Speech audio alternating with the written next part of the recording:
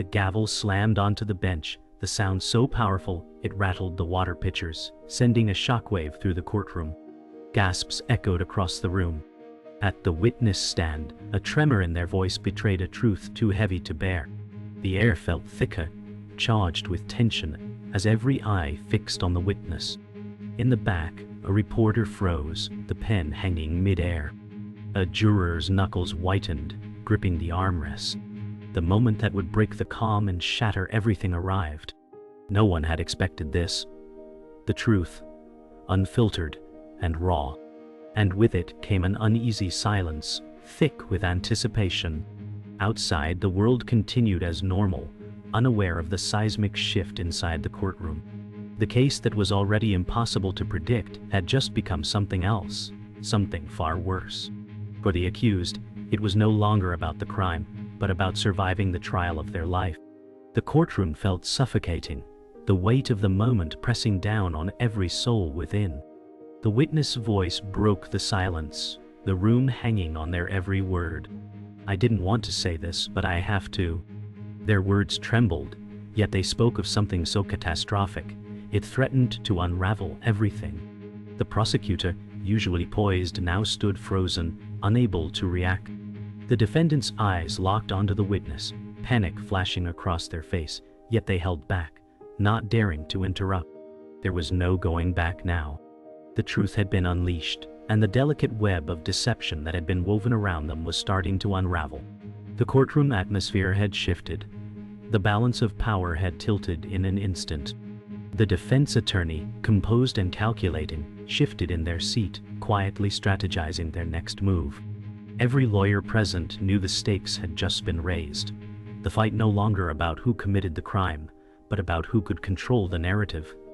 The defense attorney's voice cut through the silence like a knife. "Ladies and gentlemen of the jury, you've heard the truth from the witness. But is it the truth we've all been waiting for? Or is it merely another lie dressed up as something more palatable?" Their words echoed in the courtroom, each syllable sharp and deliberate. The jury shifted in their seats, clearly uncomfortable. The stakes were rising, and with each passing minute, the case was transforming into something more than just a criminal trial. The defense attorney was no longer simply defending the accused. They were fighting for control of the entire courtroom, manipulating the narrative with every word. And the courtroom was captivated, waiting for the next move in this deadly chess game. The prosecutor now stood, their posture rigid, their gaze unwavering. You heard what he said. The prosecutor's voice was smooth, but laced with venom. And yet, there's more to the story, things we haven't heard yet, but soon you will. The words hung in the air, teasing the jurors with the promise of a twist. The accused's face paled, and their hands clenched into fists. They knew what was coming. Their mind raced, replaying every decision they had made that had led to this moment. The room felt suffocating, the stakes impossibly high, as both sides prepared to fight for control of the narrative. The trial had become more than just a quest for justice. It was now a battle for survival. The silence was shattered by a loud thud, the sound of the accused's chair scraping against the floor. They had stood abruptly, a desperate cry escaping their lips. "No more lies," they shouted, their voice filled with raw emotion. The entire courtroom froze, all eyes on the defendant. The defendant's gaze was wild, as if they had been holding back an explosion for hours. The defense attorney quickly stepped forward, trying to regain control, but the damage had been done. The room was in chaos, the tension reaching its peak. It was clear that this trial was no longer about the facts. It had become personal. The courtroom had barely settled after the outburst. The judge's gavel came down with a force that echoed through the room, a clear signal for order. "You will remain seated, defendant," she commanded, her voice cold but authoritative. The defendant, still seething, slowly sank back into their chair. Tension was palpable, as if the entire courtroom was holding its breath. The defense attorney stood, trying to regain control of the narrative. "Ladies and gentlemen of the jury," they began, their voice steady. "What you saw today was not just an outburst. It was a moment of truth. A truth that the prosecution has tried to bury under layers of lies. The prosecutor, unfazed, leaned forward, his voice smooth as he countered, "But the truth is not always as simple as it appears. What you witnessed was not the truth, but desperation, a final plea to distract you from the real evidence." The jury sat, unsure of what to believe, as the courtroom drama unfolded, inching closer to the point of no return. The defense attorney, now visibly more focused, turned to address the jury directly. "You've seen the evidence," they said, their voice calm yet commanding. "But have you truly seen the entire picture?" The question lingered in the air, challenging the jurors to reconsider everything they thought they knew. The courtroom was quiet, save for the sound of the prosecutor's pen tapping against his notepad, a constant reminder of the battle of wills taking place. The prosecutor rose again, his voice sharp. "The defense wants you to doubt the very foundation of this case, but what they won't tell you is that they're using your doubts to hide the truth." As the prosecutor spoke, the defendant's eyes flashed with a mix of anger and fear. Every word felt like a blow, and they clenched their jaw, fighting back the urge to react. The fight was no longer just about facts, it was about control. The defense had planted seeds of doubt, but the prosecution was determined to bury them before they could take root. The witness for the defense, a key figure in the case, was called to the stand. The air in the courtroom seemed to freeze as the witness approached. They were a quiet, unassuming figure, a woman in her mid-30s, her face pale, but her eyes held an undeniable strength.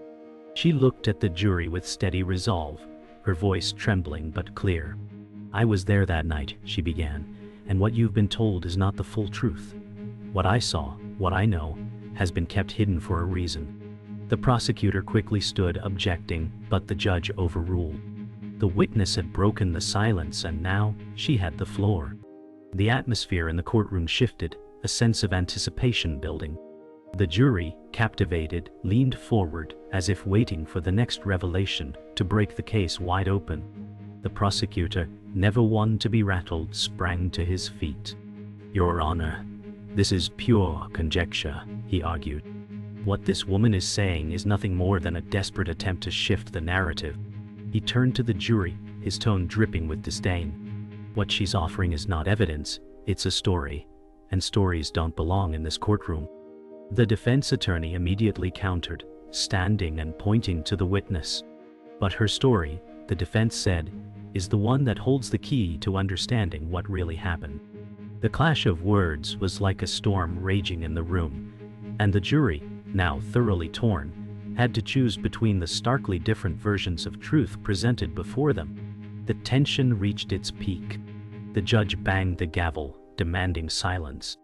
"Enough," she said sharply. The courtroom went quiet again, but the atmosphere was thick with unresolved conflict. As the judge addressed the room, the words hung like an unspoken challenge to all who were present. Was this case about the facts, or was it about who could control the courtroom's narrative? The defense had thrown doubt into the mix, but the prosecutor was playing his cards close to his chest, his poker face unyielding. "We will break for lunch," the judge declared, her voice firm. The courtroom reluctantly emptied, but the battle was far from over. In the halls, whispers of the trial's unexpected turns buzzed like electricity, and somewhere, beyond the walls of the courtroom, the truth waited, ready to be uncovered. The break for lunch did nothing to ease the tension. As the courtroom slowly filled again, the air seemed thicker, the stakes higher. The prosecution returned to the podium, his presence commanding, almost predatory. "Ladies and gentlemen," he began, "you've heard a lot about stories today, but let me remind you of one undeniable fact. We're here to uncover the truth, not to be swayed by half-baked theories." His words were sharp, aimed at dismantling the defense's strategy. The defense attorney, calm and collected, rose to respond. "What the prosecution fails to realize," the defense said, "is that sometimes the truth isn't the simplest thing to see. It's hidden beneath layers, waiting to be uncovered." As the words hung in the air, a subtle shift occurred in the room. The jury was no longer just passively listening. They were actively choosing sides, weighing every word with growing suspicion. The battle of wills was escalating, and the war for control over the truth was only just beginning. The trial took a new turn when the defense called upon an unexpected witness, a private investigator. The man was weathered, mid-50s, with a gruff exterior that contrasted sharply with the elegance of the courtroom. He sat with ease in the witness stand, his voice low but filled with authority. "I've been following the movements of several key figures in this case for months," the investigator began, his eyes darting between the jury and the defense attorney. "What I found wasn't part of the original story." The prosecutor immediately objected, but the judge overruled. The witness continued. "I discovered something that suggests the accused wasn't even at the crime scene when it happened." The prosecutor's face went pale. The room, already tense, seemed to hold its collective breath. The defense had just opened a new front in the battle, and the prosecutor knew that this revelation could change everything. The prosecutor stood, his face a picture of controlled anger. "This is absurd," he said, his voice cutting through the air. "A private investigator who is paid to manipulate the facts is now being used as a credible witness?" He turned to the jury, his voice rising. "This man has no credibility, no reason to be trusted, and no real evidence to back up his claims." The defense attorney, unmoved, responded sharply. "What the prosecution is ignoring is the fact that the investigator's findings directly contradict the timeline that has been presented. And without this crucial information, you are being asked to make a decision based on a half-formed picture." The prosecutor shot back with venom. "And that's all this is, a wild claim based on nothing but hope and desperation. There is no foundation here." The exchange was sharp, the tension rising as both sides dug in their heels, unwilling to give an inch. The judge, who had been silently observing the exchange, finally intervened. "Enough," she declared, her voice cutting through the tension like a knife. "We will proceed with the testimony. The jury will weigh the credibility of this witness based on the facts presented." The prosecutor, clearly frustrated, took his seat, and the defense attorney nodded in approval. The defense was gaining ground, and every moment seemed to drive the jury further away from the prosecution's case. As the witness continued with his testimony, it became increasingly clear that the prosecution's tightly held narrative was beginning to unravel. What had once seemed like a straightforward case was now filled with doubt, uncertainty, and contradictions. After the dramatic revelations, the defense rested their case. The prosecution, however, was far from finished. In a move that caught everyone off guard, they called a surprise witness, an expert witness who had been conducting an independent investigation into the case. The expert was a seasoned forensics professional, known for their unblemished reputation. "The evidence you've been shown," the expert said, his voice deep and authoritative, "is flawed. There are critical pieces that the defense has ignored, and without them, no conclusion can be drawn." The room grew still as the expert laid out their findings. The defense's strategy had been solid, but now the prosecution was introducing new evidence that threatened to push the case back in their favor. The jury exchanged looks, the battle now turning into an all-out war for the truth. The courtroom was on edge as the expert witness wrapped up his testimony, the air thick with tension. The prosecutor's words had struck with precision, yet the defense was not ready to back down. The defense attorney stood, addressing the jury with unwavering conviction. "What you've heard today," they began, their voice steady, "is an expert's opinion. But let me remind you, ladies and gentlemen of the jury, opinions are not facts. The truth is not up for debate." The prosecutor's eyes narrowed, but he said nothing, allowing the defense to continue. "We are here to examine evidence, not to create stories based on hypothetical scenarios," the defense continued, their voice gaining strength. "What matters is the evidence that is irrefutable, and we've shown you that." The jury, split between the two sides, sat in silence, waiting for the next move. The room held its collective breath, each word building a wall between the opposing forces, each side digging in deeper. The prosecutor rose once again, his presence commanding, his eyes fixed on the jury. "You've heard the defense's words," he began, his tone sharp and biting. "But what they fail to tell you is the reality of the situation. This isn't about opinions, it's about the hard, irrefutable truth. He stepped toward the jury, his voice rising with intensity. The truth is that the defendant had the motive, the means, and the opportunity. The defense will try to confuse you with theories, but I urge you to remember this. The evidence is clear. The defendant is guilty, and no amount of distractions can change that. The defense attorney immediately objected, but the judge allowed the statement to stand. The prosecutor's gaze was unwavering, a final plea to the jury to see past the confusion and focus on the facts that had been presented. The defense now had a choice: respond or risk losing the jury's trust. The defense attorney stood, their face a picture of resolve. What the prosecutor fails to grasp, they said, their voice cutting through the courtroom, is that justice is not simply about connecting dots to fit a narrative. It's about truth, and truth can be elusive. The jury sat in silence as the defense continued. The prosecution wants you to believe that the accused acted with premeditation, but the evidence does not support that claim. What we have shown you, what no one has disputed, is that the timeline is flawed. The evidence doesn't match the story they want you to believe. The defense attorney's eyes swept across the jury, gauging their reactions. The question is not whether the defendant is guilty, it's whether the prosecution can prove it beyond a reasonable doubt. And right now, they have not. The judge, who had remained silent during the back and forth between the two sides, finally spoke. "Ladies and gentlemen of the jury," she said, her voice measured and calm, "you have heard the arguments from both the prosecution and the defense. Your duty is to assess the evidence and determine whether the defendant is guilty as charged. Remember, the law is clear. The burden of proof lies with the prosecution. You must be convinced beyond a reasonable doubt." The room fell into an uneasy silence. The weight of the decision ahead loomed over the jury, and the tension in the air seemed almost unbearable. The jury filed out of the courtroom, leaving the participants in a temporary oppressive stillness. The fate of the defendant was now in their hands. The courtroom was empty now, the tension thick in the air. The defendants sat alone, their head resting in their hands, exhausted by the battle that had unfolded. Outside, the press was already beginning to speculate, their voices rising in the corridors.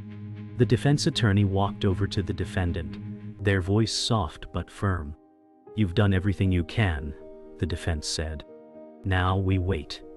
Whatever happens next, we'll face it together." The defendant nodded, their face a mixture of hope and fear. They knew that their life hung in the balance, and there was no going back. The courtroom had become a battleground for their future, and the outcome was uncertain. The clock ticked, and with each passing second, the pressure mounted. The trial was over, but the war for the truth was far from finished. The courtroom buzzed with anticipation as the jury returned, their faces stoic, unreadable. Every eye in the room fixed on them, holding their collective breath. The judge's voice broke the silence. "Has the jury reached a verdict?" she asked. The foreman stood, his hand gripping the slip of paper. His gaze briefly met the defendant's before he addressed the court. "We have, Your Honor," he said, his voice even but heavy. The air in the room seemed to freeze, and the defendant's heart pounded. Every juror's expression seemed carved from stone, impossible to read. The prosecutor leaned forward slightly, his anticipation barely contained. The defense attorney's eyes were locked on the jury, their hands clasped, fingers trembling with the weight of the moment. The tension was suffocating, the moment of truth, finally here. The judge nodded solemnly. "Please, read the verdict." The foreman cleared his throat and unfolded the paper. "We, the jury, find the defendant guilty as charged." The words hit like a thunderclap, and for a moment, the world seemed to stop. The room was still, save for the distant sound of the defendant's breath catching in their throat. The prosecutor allowed himself a subtle but triumphant smile, his posture relaxing ever so slightly.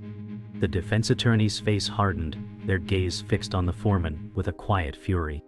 The defendant, unable to control their reaction, sank into their chair, their body trembling. The shock of the verdict reverberated through the courtroom, and the weight of the moment hung heavily in the air.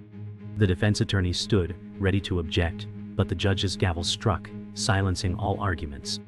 "Order in the court," she said, her voice cold. "We will proceed with sentencing." The defense attorney moved quickly, addressing the judge. "Your Honor, we request a stay of sentencing. We will be filing an appeal based on..."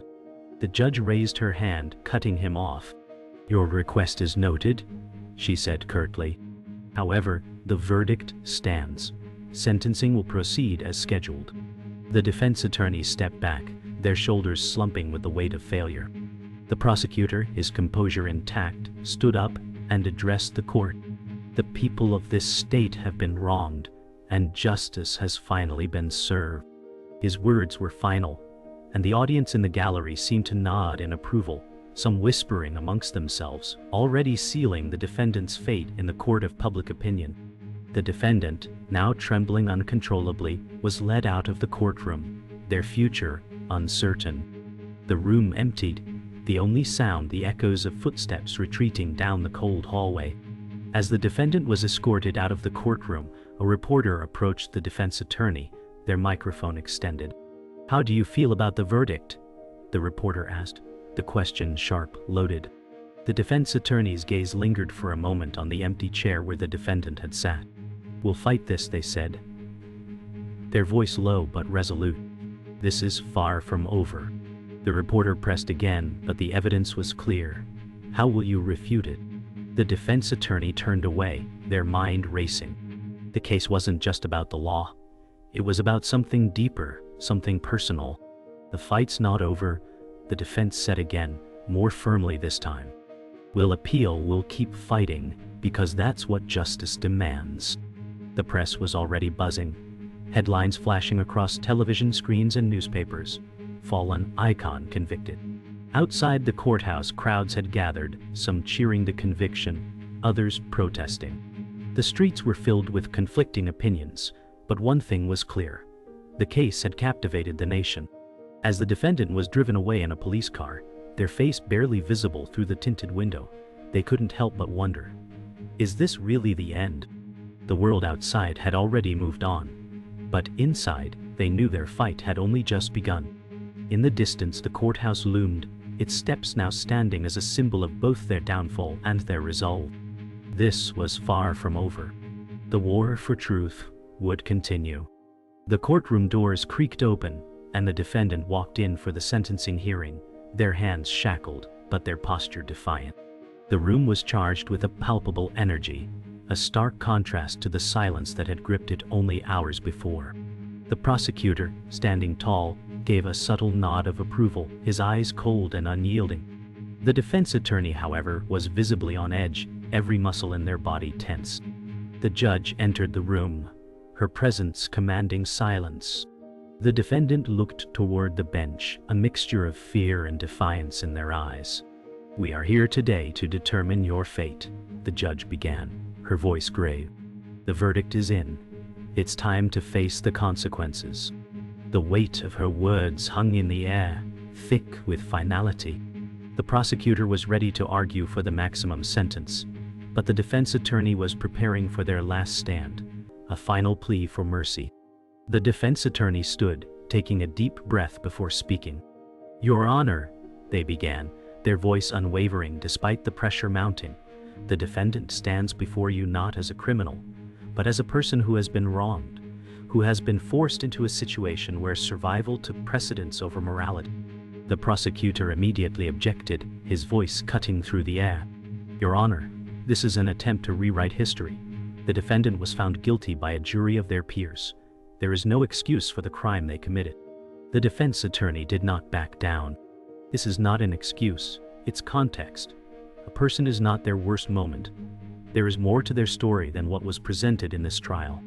The judge's gaze was hard, but she remained silent, weighing the arguments. The defendant's fate now rested in the balance, and every word counted. The prosecutor rose, his tone biting.